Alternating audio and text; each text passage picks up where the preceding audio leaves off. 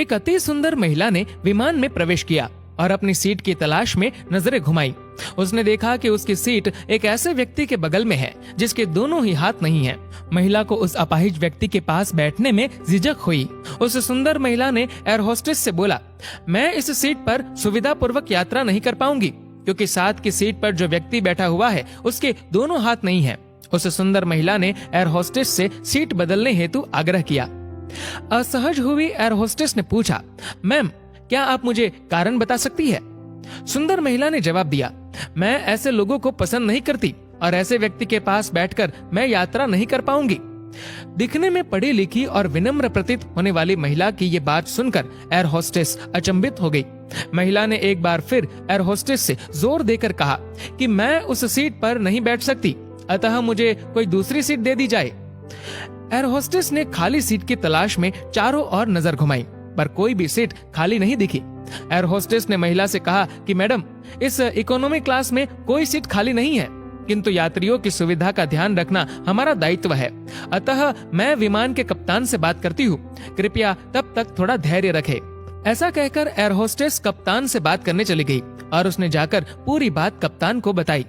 कुछ समय बाद वो लौटी और उसने महिला से कहा, मैडम आपको जो असुविधा हुई उसके लिए हमें बहुत खेद है। इस पूरे विमान में केवल एक ही सीट खाली है और वह प्रथम श्रेणी में है।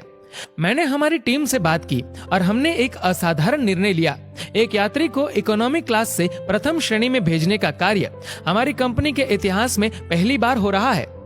सुंदर महिला अत्यंत प्रसन्न हो गई, किंतु इससे पहले कि वह अपनी प्रतिक्रिया व्यक्त करती और एक शब्द भी बोल पाती, एयर होस्टेस उस अपाहिज और दोनों हाथ विहीन व्यक्ति की ओर बढ़ गई और विनम्रता पूर्वक उनसे पूछा, सर क्या आप प्रथम श्रेणी में जा सकेंगे?